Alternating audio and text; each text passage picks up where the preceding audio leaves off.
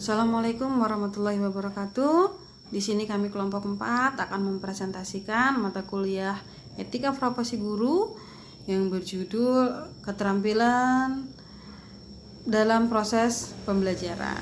Kami di sini beranggotakan saya sendiri Yuli Suryani, Siti Mustiawati dan Husnul Khotimah. Baiklah teman-teman, yang pertama yaitu keterampilan membuka dan menutup pelajaran. Jadi komponen utama ini sangat penting ya dalam proses pembelajaran. Kenapa? Karena keterampilan membuka pelajaran itu hal yang harus dimiliki oleh setiap pendidik.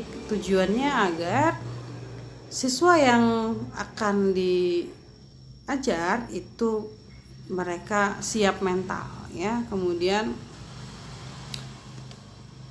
ketika kita memulai membuka pelajaran, menyapa siswa, kemudian menanyakan kabar mereka gitu ya. Dengan seperti ini siswa merasa diperhatikan gitu, diperhatikan. Kemudian dalam membuka pelajaran juga seorang guru harus memberikan gambaran secara umum dulu apa yang akan kita pelajari sehingga mereka itu benar-benar siap dalam nantinya dalam menerima pelajaran.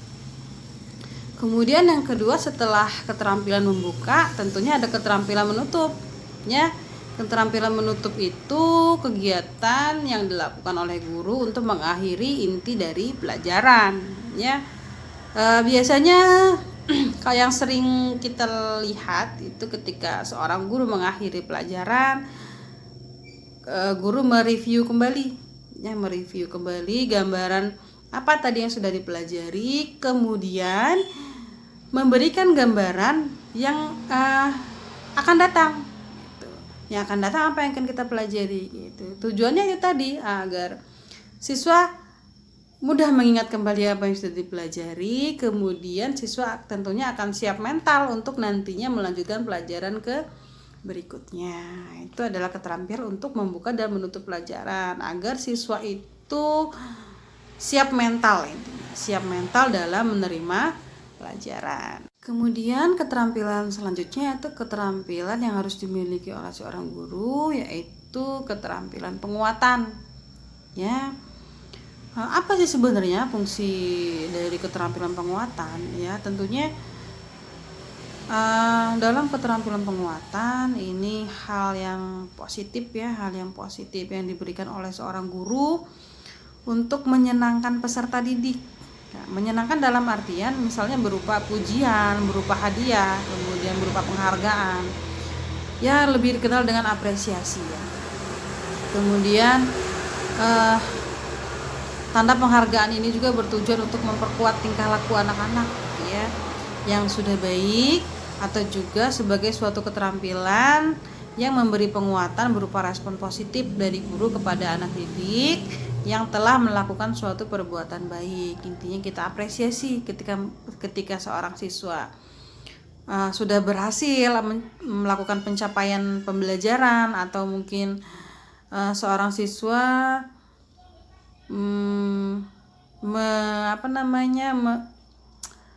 mengalami perubahan ke hal positif tentunya. Nah, di sini kita berikan penguatan ya, penguatan dengan itu tadi, dengan pujian, kemudian dengan mungkin pemberian penghargaan atau hadiah, sehingga dengan adanya penguatan ini siswa juga akan merasa sangat diapresiasi. Berikutnya adalah keterampilan variasi mengajar. Keterampilan pengadaan variasi ini merupakan suatu proses perubahan dalam pembelajaran yang bertujuan untuk menghilangkan kejenuhan atau kebosanan ya, sehingga dalam proses pembelajaran itu tidak terjadi kebosanan, sehingga siswa juga enjoy akhirnya. Kemudian guru juga memberikan pelajaran itu dengan mudah karena variasi-variasi dalam mengajar yang diciptakan itu tidak membuat kejenuhan terhadap siswa. Apa saja sih variasi dalam mengajar? Ini salah satunya adalah tinggi rendahnya suara ya. Tidak mungkin kan seorang guru menyapa siswa dengan salam tapi dengan nada yang sangat lemah, misalkan assalamualaikum, kan tidak mungkin, pastinya dengan nada yang semangat gitu ya. Nah, hal yang terpenting dalam variasi mengajar adalah seorang guru harus memiliki semangat gitu. Bagaimana kita bisa mendidik siswa kita untuk semangat sementara guru sendiri tidak semangat gitu. Sehingga variasi mengajar ini juga sangat dibutuhkan ya. Terlebih di saat sekarang media pembelajaran itu sudah banyak sekali ya, dengan menggunakan media audio, video gitu ya. Kemudian dengan adanya proyektor juga ini tentunya akan membuat variasi gaya mengajar yang tentunya tidak akan menciptakan kebosanan gitu. Kemudian ada juga variasi dalam pola interaksi ya, variasi pengelompokan peserta didik misalnya, kemudian bagaimana cara agar peserta didik itu lebih aktif ya, lebih aktif bertanya antara teman satunya ke teman satunya lagi, kelompok satu dengan kelompok satunya lagi gitu.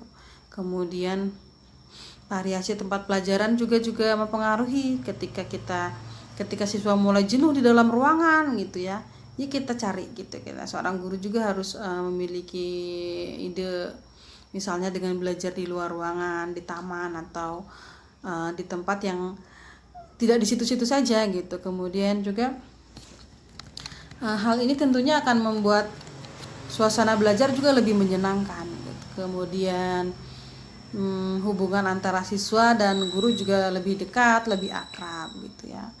Kemudian juga dalam proses variasi belajar mengajar ini tidak semua siswa itu bisa merespon dengan baik gitu. Terkadang ada siswa yang salah memahami gitu. Sehingga untuk menanggapi hal seperti ini, seorang guru juga harus bersikap sabar dalam menangani masalah-masalah yang terjadi di saat pembelajaran berlangsung.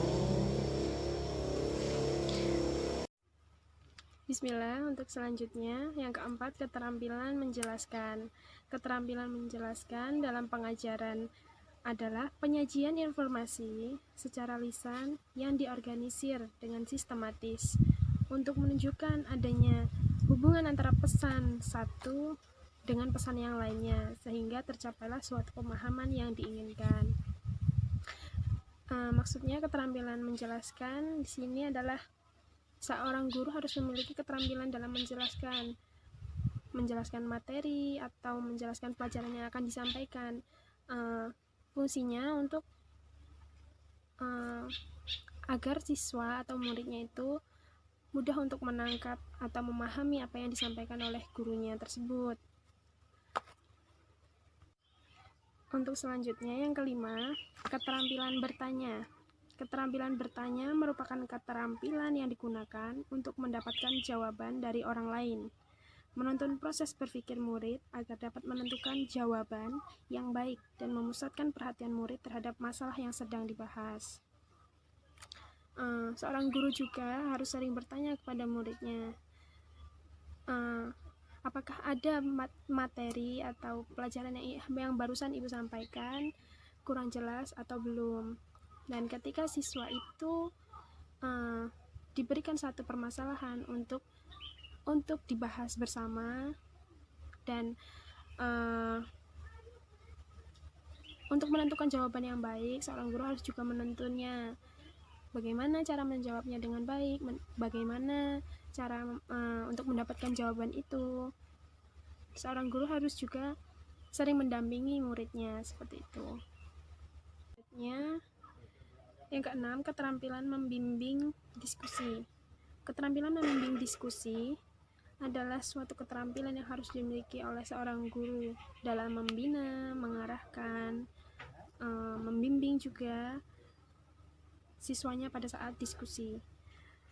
Saat diskusi kelompok berlangsung bertujuan untuk memecahkan masalah bersama yang dilakukan secara teratur dan tatap muka, guna untuk berbagi pengalaman, pengetahuan di antara siswanya.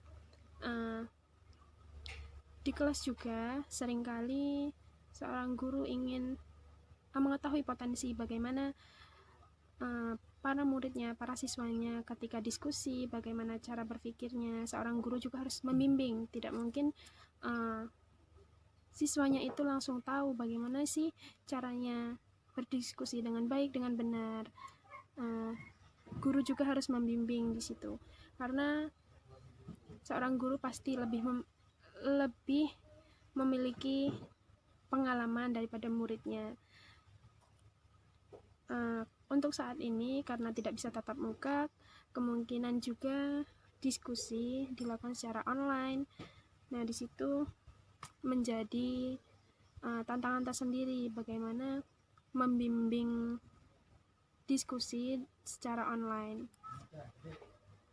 Baiklah, saya Suhatima. Di sini saya akan menjelaskan tentang keterampilan mengolah kelas. Menurut Winata Putra 2004, keterampilan mengolah kelas adalah keterampilan menciptakan dan memelihara kondisi belajar yang optimal, serta keterampilan guru untuk mengembalikan kondisi belajar yang terganggu ke arah kondisi belajar yang optimal. Selanjutnya, keterampilan menggunakan media. Media pembelajaran adalah sarana pembelajaran yang digunakan sebagai perantara dalam proses pembelajaran untuk mempertinggi efektivitas dan efisiensi dalam mencapai tujuan pembelajaran.